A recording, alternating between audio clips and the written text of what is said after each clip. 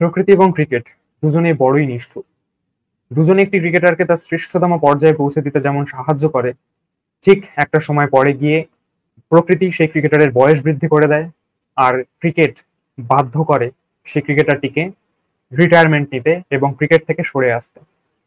ঠিক কয়েক ঘন্টা আগে আইপিএল ক্যাপ্টেন্স ফটোশুটে যখন আমরা আইপিএল ট্রফিটির পিছনে ঋতুরাজ গাইকোয়াড়কে দাঁড়িয়ে থাকতে দেখি অ্যাজ এ সিএসকে ক্যাপ্টেন, আমরা প্রত্যেকে ভেবেছিলাম হয়তো কোনো রিজনের জন্য মহেন্দ্র সিং ধোনি সেখানে উপস্থিত থাকতে পারেননি।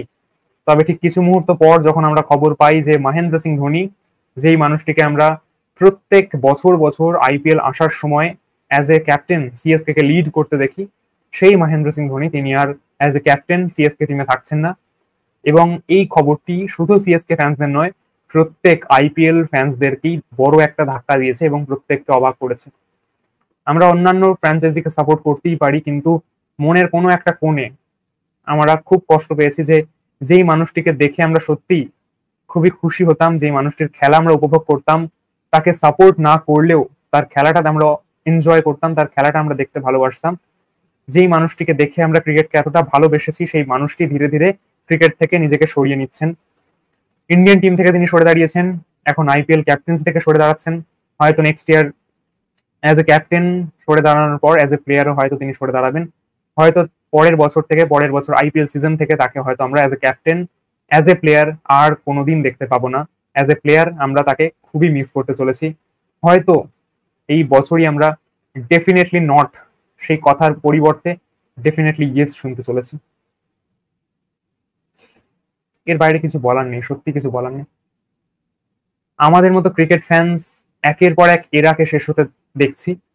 রিসেন্ট টাইমে রোহিত শর্মাকে অ্যাজ এ ক্যাপ্টেন থেকে সরে দাঁড়াতে হয়েছে, জানি না তার পিছনে কোন কারণ রয়েছে, তিনি নিজে সরে দাঁড়িয়েছেন নাকি তাকে সরিয়ে দেওয়া হয়েছে।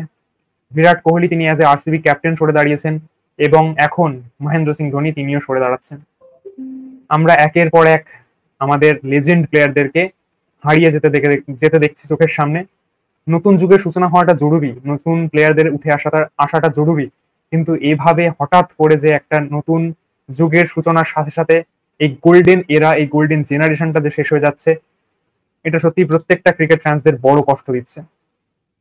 জানি না আর কতদিন আমরা এই প্লেয়ার গুলোকে খেলতে দেখতে পারবো, তবে আমাদেরকে এবার আস্তে আস্তে প্রস্তুত হতে হবে, নতুন জেনারেশনকে সাপোর্ট করতে হবে, আর এই গোল্ডেন এরাটাকে, এই গোল্ডেন জেনারেশনটাকে এবার এনজয় করা শুরু করতে হবে, কারণ হয়তো খুব বেশি আর দিন আমরা এই তিন লেজেন্ডকে আর মাঠে দেখতে পারবো না। তো দেখা যাক, আগামীকাল থেকে আইপিএল শুরু হচ্ছে, প্রথম ম্যাচে খেলতে নামছে মহেন্দ্র সিং ধোনির সিএসকে আর নেই, এখন ঋতুরাজ গাইকোয়াড়ের সিএসকে, অপরদিকে বিরাট কোহলির আরসিবি আর নেই। আমাদের মনে হয়তো আছে, বাট ফ্যাফ ডু প্লেসির আরসিবি মাঠে নামছে। দেখা যাক কতটা উপভোগ আমরা করতে পারি, এবং অবশ্যই সাপোর্টটা তো কমবে না, আমরা সাপোর্ট করে যাব। বিরাট কোহলির আরসিবি থাকবে, রোহিত শর্মার মুম্বাই ইন্ডিয়ান্সই থাকবে, মহেন্দ্র সিং ধোনির সিএসকেই থাকবে।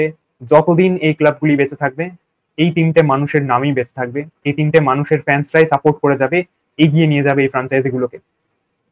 আমরা সিএসকে ভার্সেস আরসিবি তে হয়তো আর মহেন্দ্র সিং ধোনি বা বিরাট কোহলিকে আগামী 3-4 বছর পর দেখতে পাবো না। আমরা হয়তো আরসিবি ভার্সেস এমআই তে আমরা মহেন্দ্র সিং ধোনি, আমরা বিরাট কোহলি ভার্সেস রোহিত শর্মাকে দেখতে পাবো না। আর 3-4 বছর পরে গিয়ে হয়তো আমরা CSK versus RCB, RCB versus MI বা এমআই ভার্সেস সিএসকে, যেই আইপিএল ফাইনালে এক রানে হেরে যাওয়া সিএসকে এর সেই ম্যাচ, সেই মুম্বাই ইন্ডিয়ান্সের রোহিত শর্মার জোশ, এইগুলো হয়তো আমরা দেখতে পাবো না। কারণ গোল্ডেন এরা, গোল্ডেন জেনারেশনটা ধীরে ধীরে শেষ হয়ে যাচ্ছে, শুরু হচ্ছে নতুন জেনারেশন।